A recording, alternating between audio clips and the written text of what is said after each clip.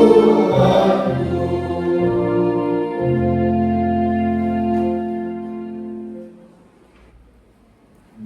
sejahtera Allah yang melampaui segala akal, itulah yang memelihara hatimu di dalam Kristus Yesus Tuhan kita. Amin. Shalom, selamat Minggu Trinitatis bagi kita, Bapak Ibu, saudara-saudara yang terkasih dalam Tuhan Yesus Kristus. Ya, di Minggu Trinitatis ini, firman Tuhan yang menjadi renungan khotbah bagi kita tertulis dari 1 Raja-Raja pasal 19, mulai dari ayat 15 sampai dengan ayat 21 dengan topik setia mengikut dan melayani Tuhan. Bapak Ibu boleh memperhatikannya, saya akan membacakan untuk kita firman Tuhan. Firman Tuhan kepadanya, pergilah, kembalilah ke jalanmu, melalui padang gurun ke Damsyik. Dan setelah engkau sampai, engkau harus mengurapi Hazael menjadi raja atas Aram. Juga Yehu, cucu Nimsi, haruslah kau rapi menjadi raja atas Israel. Dan Elisa bin Safat dari Abel Meholah harus kau rapi menjadi nabi menggantikan engkau. Maka siapa yang terluput dari pedang Hazael akan dibunuh oleh Yehu, dan siapa yang terluput dari pedang Yehu akan dibunuh oleh Elisa. Tetapi aku akan meninggalkan 7.000 orang Israel, yakni semua orang yang tidak sujud menyembah Baal dan yang mulutnya tidak mencium dia. Elisa datang. Setelah Elia pergi dari sana, ia bertemu dengan Elisa bin Safat yang sedang membajak dengan 12 pasang lembu, sedang ia sendiri mengenyutkannya yang ke-12. Ketika Elia lalu dari dekatnya, ia melemparkan jubahnya kepadanya. Lalu Elisa meninggalkan lembu itu dan berlari mengikuti Elia. Katanya, biarkanlah aku mencium ayahku dan ibuku dahulu, lalu aku akan mengikuti engkau. Jawabnya kepadanya, baiklah, pulanglah dahulu dan ingatlah apa yang telah kuperbuat kepadamu. Lalu berbaliklah ia daripada Elia. Ia mengambil pasangan lembu itu, menyembelihnya dan memasak dagingnya dengan bajak lembu itu sebagai kayu api. Ia memberikan daging itu kepada orang-orangnya, kemudian makanlah mereka. Sesudah itu bersiaplah ia lalu mengikuti Elia dan menjadi pelayan. Demikian Bapak Ibu, mari kita baca mungkin bagian ayat 21. Sama-sama boleh kita baca. 1, 2, 3 ya. Lalu berbaliklah ia daripada Elia. Ia mengambil pasangan lembu itu, menyembelihnya dan memasak dagingnya dengan bajak lembu itu sebagai kayu api. Ia memberikan daging itu kepada orang-orangnya, kemudian memakanlah mereka. Sesudah itu ia berjalan, lalu mengikuti dia dan menjadi pelayan. Nah, dari sini Bapak Ibu kita bisa melihat bagaimana panggilan kesetiaan kepada semua orang. Walaupun dalam hal ini karakter yang dimunculkan tokoh dalam Alkitab adalah Elia dan Elisa.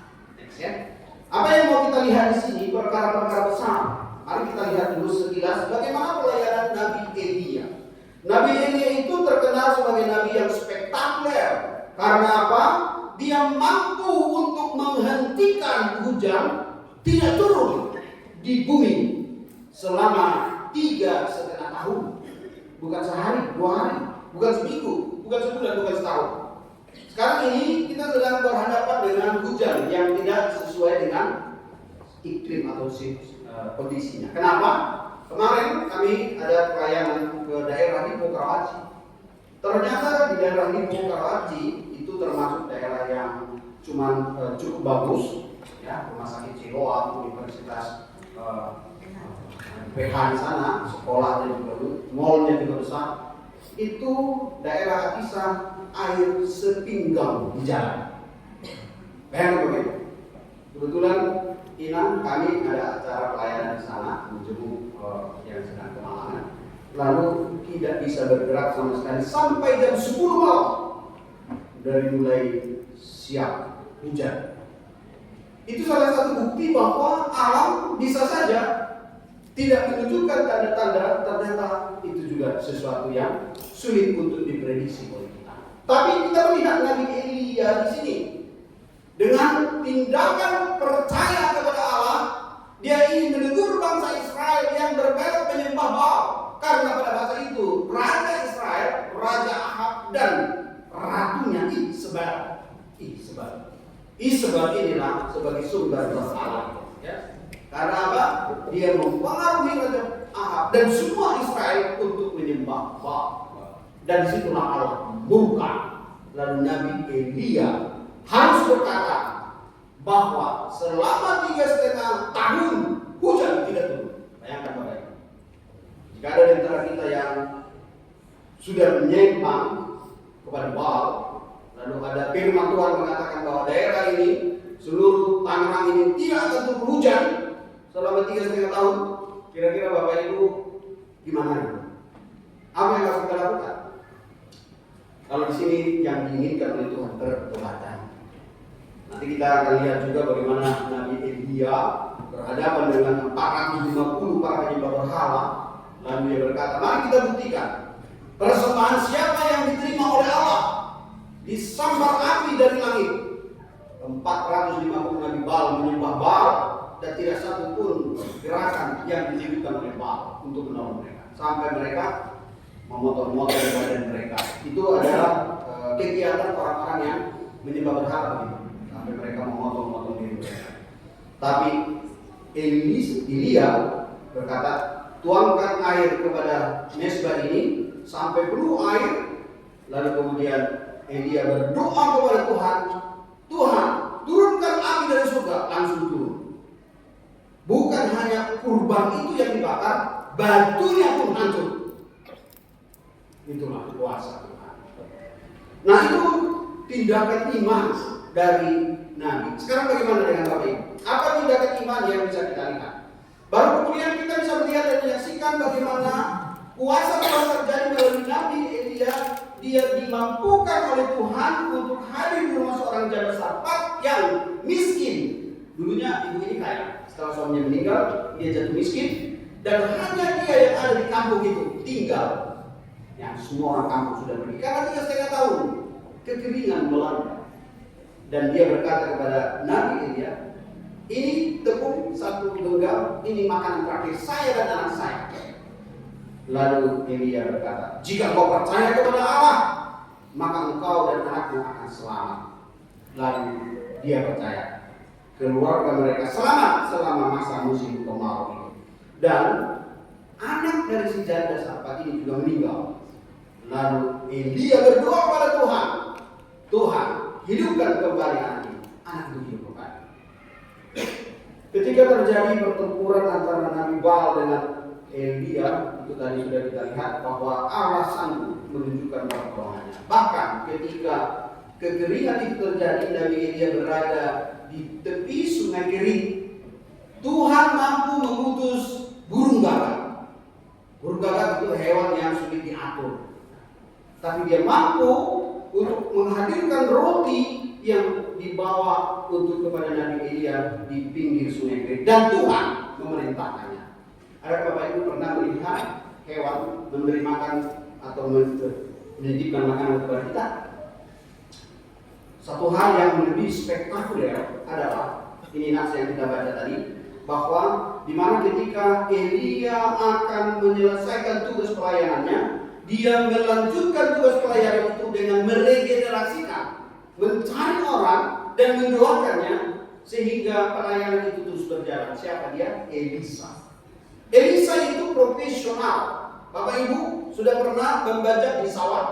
Sudah pernah ikut melihat bagaimana orang-orang tua kita dulu kalau mengolah tanah sawah itu menggunakan berapa lembu atau kerbau? Berapa? 2 ya. Ini berapa tadi yang kita baca bersama? 12 Bapak Ibu. Dan dikendalikan oleh seorang Elisa. Bisa Bapak Ibu bayangkan seberapa kuatnya dia bekerja kalau sampai 12 kerbau atau lembu kita pakai untuk mengolah tanah kita. Berapa luas tanah itu yang dikerjakan oleh Elisa. Dan dia tidak sendiri, dia bersama dengan teman-temannya. Karena buktinya apa? Setelah Elia menyerahkan tugas panggilan itu dengan memberikan jubah panggilan, lalu kemudian dia meminta izin ya kepada Elia supaya saya izin dulu. Apa yang dilakukan? Oke, silakan izin, tapi ingat perintah Tuhan yang sudah diberikan kepada melalui jubah itu. Tapi apa yang dilakukannya setelah dia izin? Lembunya atau hewan yang dia pakai untuk membajak dia potong. Baru alat membajaknya itu kayu atau apa yang mengolah tanah itu dijadikan menjadi bahan bakar untuk memasak daging yang dipersembahkan kepada siapa? Kepada Tuhan dan kepada orang-orang yang bersama dengannya.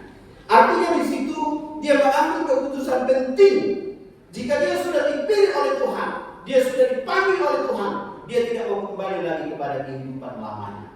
Terus saya teringat lagi, waktu saya dipanggil untuk menjadi pelayan Tuhan, meninggalkan pekerjaan saya, satu hal yang saya lakukan pada waktu itu karena kami masih baru berkeluarga, ada roda 2, ya motor apa itu roda 2, dan itu saya jual untuk menjadikan uang membayar saya masuk ke perguruan tinggi STT HKBP. Saya teringat, ternyata saya putus hubungan dengan pekerjaan saya sebelumnya. Saya jual, langsung saya kasih untuk membayar pembangunan. Nah seperti itulah yang dilakukan oleh Elisa sekarang ini. Bagaimana dia menerima tugas panggilan itu? Sekarang menjadi pertanyaan kepada kita, Bapak Ibu. Bagaimana kita menerima tugas panggilan untuk kita bisa hidup melayani Tuhan? Menarik juga tadi yang dikatakan oleh guru sekolah minggu bahwa tema dari anak-anak kita ini Torah ya, transformasi oleh Roh Allah. Nah ini menjadi sebuah tugas regenerasi yang dikerjakan di tengah-tengah pelayanan kita sebagai orang-orang yang dipilih oleh Tuhan. Nah kalau kita mau melihat apa saja yang mujizat Tuhan terbesar yang dilakukan melalui Nabi Elisa, dari Nabi Elia, ternyata tidak jauh bedanya ketika Tuhan juga menyertai Nabi Elisa. Elisa juga dipakai Tuhan untuk menolong janda Sunem. Di saat itu janda itu juga dalam kondisi kelaparan. Lalu kemudian Elisa memberi waktu kepada janda itu, sediakan tempayan-tempayan sebanyak-banyaknya. Dan jikalau Tuhan sudah berbicara, maka seluruh tempayan itu akan berisi minyak. Wah, si ibu mencari tempayan. Tetangga-tetangga dan orang bingung untuk apa? Ternyata itu mau menjadikan mujizat. Kita teringat tentang Yesus yang menjadikan mujizat air menjadi anggur di pernikahan Kana. Lalu apa lagi? Anak perempuan janda Sunem juga meninggal. Lalu Nabi Elisa sama seperti Nabi Elia menghidupkan kembali anak itu.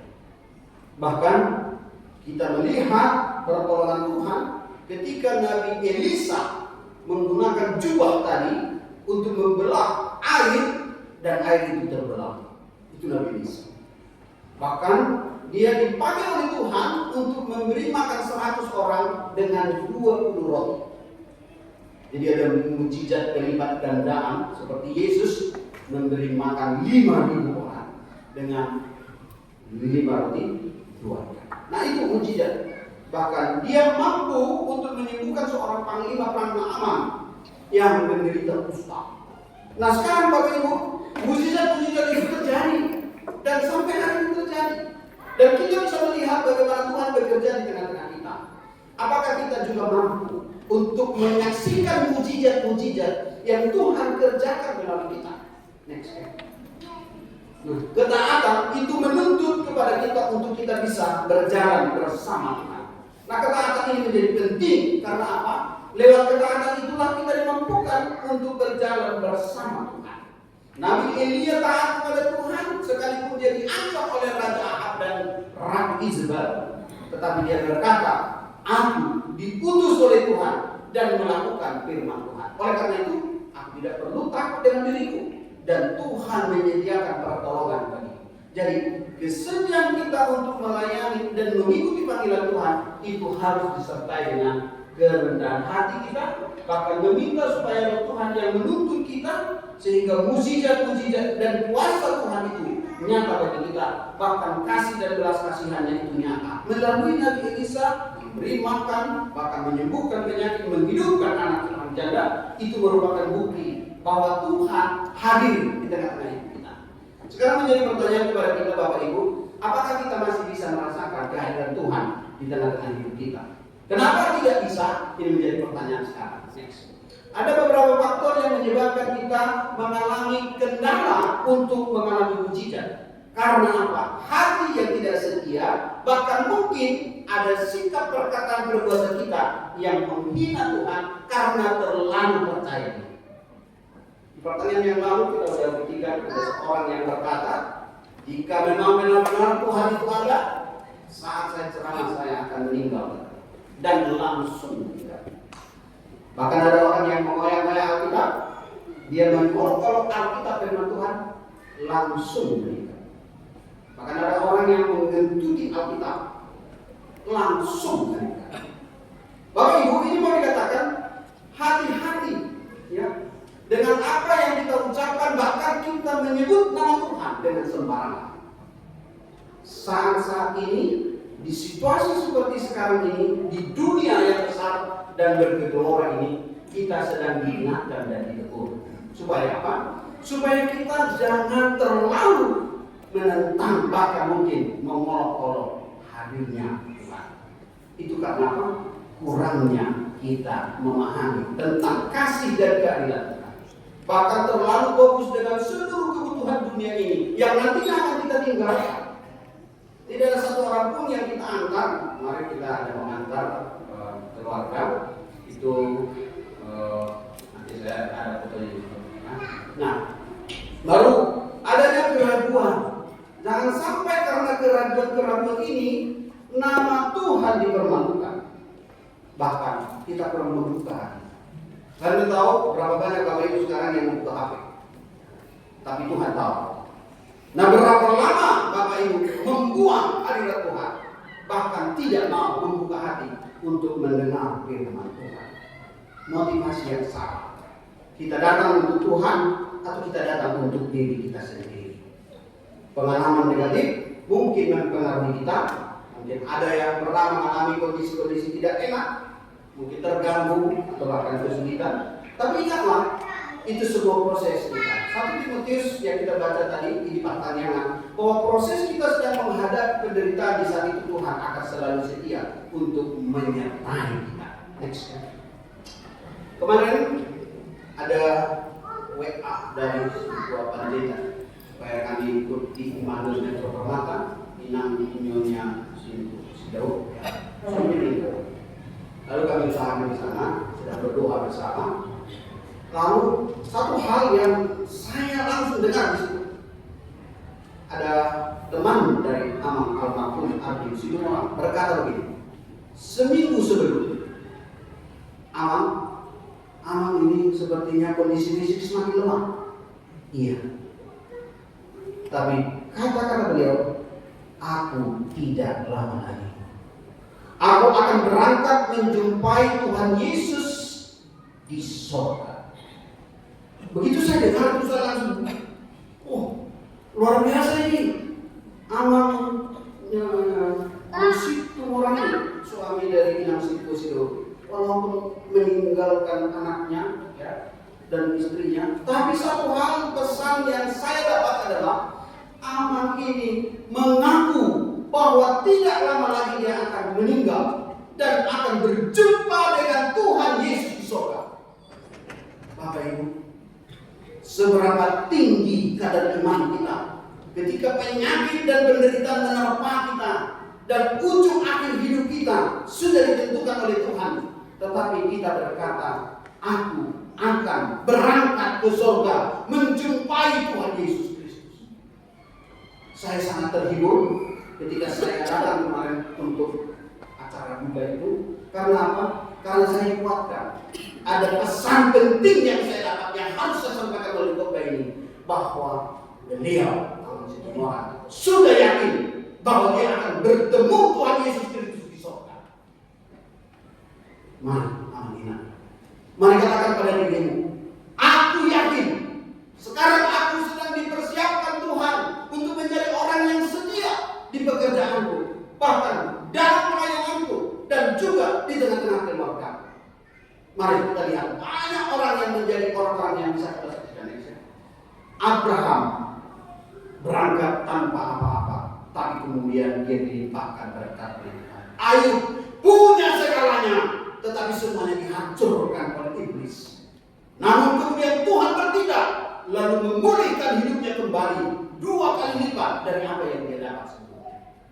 Ishak juga demikian, Yakub juga demikian. Sampai masa tuanya menjumpai Yusuf, dia mampu untuk memberkati Yusuf menjadi pemimpin di Mesir. Kita tahu negara Mesir sekarang tetap hebat, seperti Iran juga negara hebat. Waktu itu daerah Persia, Raja Nebukadnezar, ya, Raja Darius. Tetapi ketika orang-orang yang percaya kepada Tuhan, maka Tuhan menyertai mereka. Yusuf, Musa juga, dia berangkat dengan segala keterbatasannya. Tetapi mujizat Tuhan, keterbatasannya berbicara, tidak menghalangi dia untuk membawa umat Israel keluar dari Mesir menuju tanah perjanjian. Yosua yang dipilih oleh Tuhan, sekalipun dia awalnya hanya sebagai pembantu daripada Musa, tetapi kemudian Tuhan memberikan kesempatan kepada dia memimpin bangsa Israel sampai ke tanah perjanjian, tanah Kanaan. Bayangkan Bapak ini, tanpa perang, tanpa pedang, tanpa peluru, tanpa rudal, hanya dengan doa, pujian, penyembahan kepada Tuhan, tembok Jeriko runtuh. Itulah kuasa Tuhan. Samuel yang dipakai Tuhan dari mulai dia lahir dari seorang ibu yang mandi, lalu kemudian mengurapi Raja Saul, mengurapi Raja Daud, Elia dan Elisa. Itu yang kita lihat sekarang. Bapak Ibu, banyak hal yang mungkin membuat dan menggugah hati kita. Tapi ingatlah, itu semua adalah cara Tuhan untuk menolong kita, mengingatkan kita. Saya secara pribadi mengingat Paulus mempersiapkan Timotius. Saya juga waktu masih belum jadi pendeta pernah melayani saudara kita yang bukan Kristen, karena dia rindu untuk mengenal Yesus. Lalu karena keterbatasan saya mengajari dia ibadah seperti mereka. Tapi isi dari ibadah itu adalah pengakuan iman, doa Bapa Kami, dan membacakan firman Tuhan yang menguatkan. Setelah saya meninggalkan lokasi Medan, saya pergi ke Siantar untuk kuliah, ambil sarjana pendeta. Lalu dia berangkat untuk mencoba melayani Tuhan kembali. Dan kemudian dia menjadi pendeta, namanya Paulus. Dan dia selalu berkata, kalau dia berkhotbah di beberapa pengumuman marga di Medan, di Jakarta, di beberapa daerah, dia selalu katakan, saya dibimbing oleh Abang pendeta Manis. Itu sudah. Dan beberapa pengumuman marga yang saya tidak tahu menceritakan kepada saya, ada katanya namanya Paulus dulu abang bimbingnya. Iya benar. Dan dia bukan tapi dia sekarang bergelora untuk memberitakan firman Tuhan. Bahkan kami juga menyekolahkan namanya Fernando dalam untuk menjadi hamba Tuhan di HKBP. Dan masih banyak lagi yang bisa kita bantu sekarang kalau Fernando melayani di HKBP daerah Daun Santo. Masih banyak lagi yang bisa kita lakukan Bapak Ibu. Bukan hanya berbicara tentang diri kita, tapi bagaimana kita meregenerasikan pelayanan.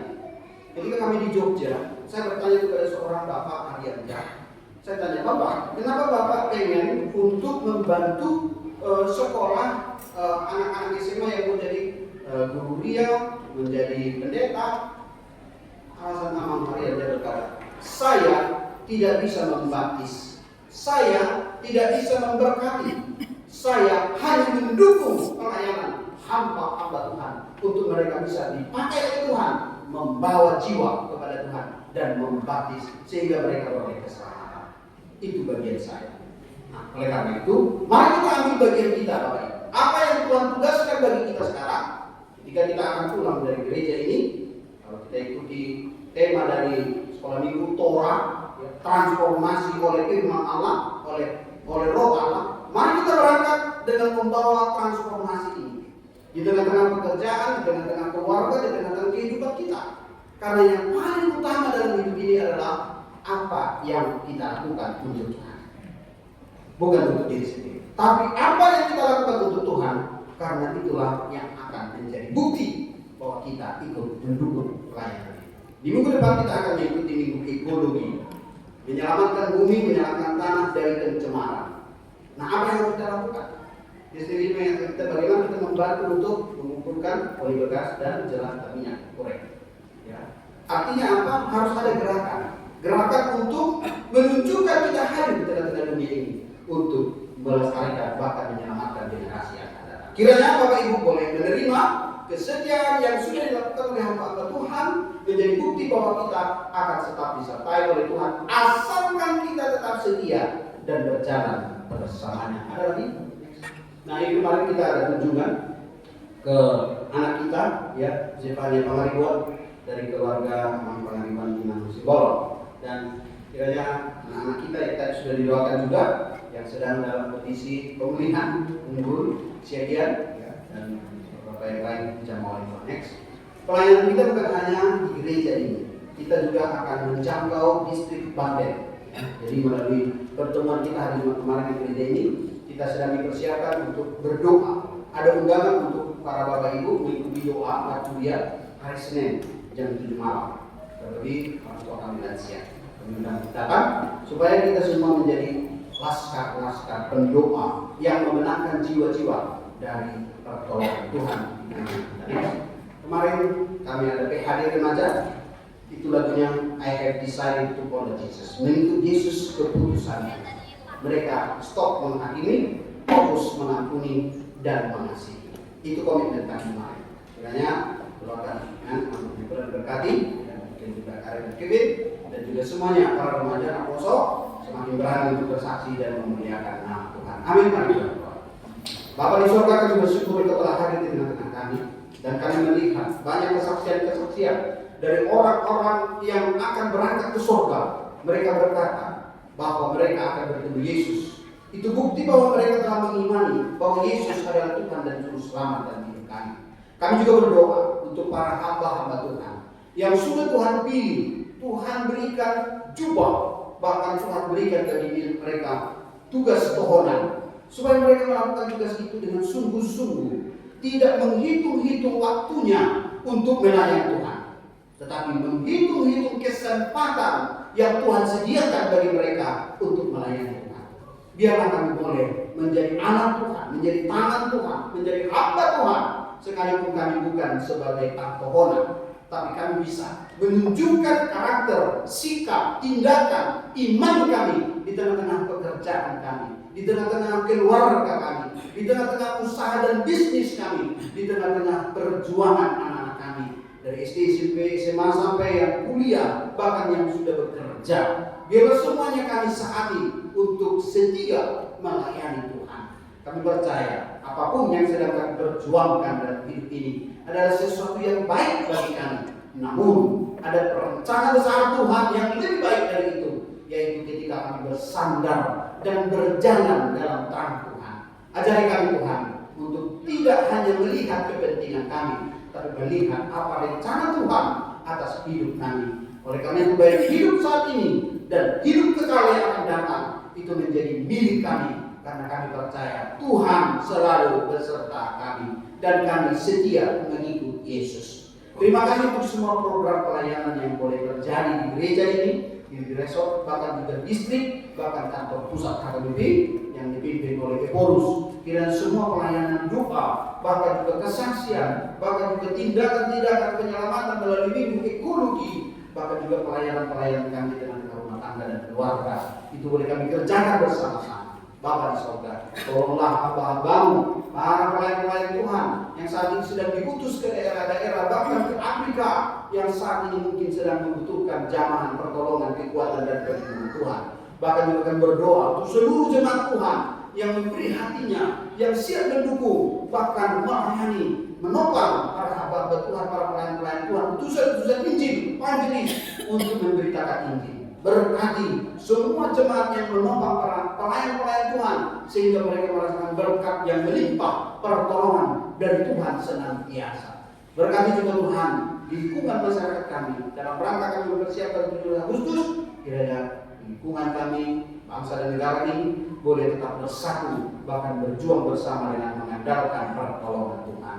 Berkati juga pemimpin negara kami, sehingga di situasi sekarang ini boleh melihat apa yang menjadi rencana Tuhan. Sekalipun ada statement yang disampaikan bahwa semua bangsa di dunia ini berhak untuk menerima pengakuan, termasuk Israel. Biarlah kiranya Engkau memberkati presiden kami jika akan melaksanakan hubungan diplomatik dengan Israel. Terpujilah Engkau Bapa, ditinggikan nama Tuhan sampai selama-lamanya. Kami mengucap syukur dan berdoa di dalam nama Yesus Kristus. Amin.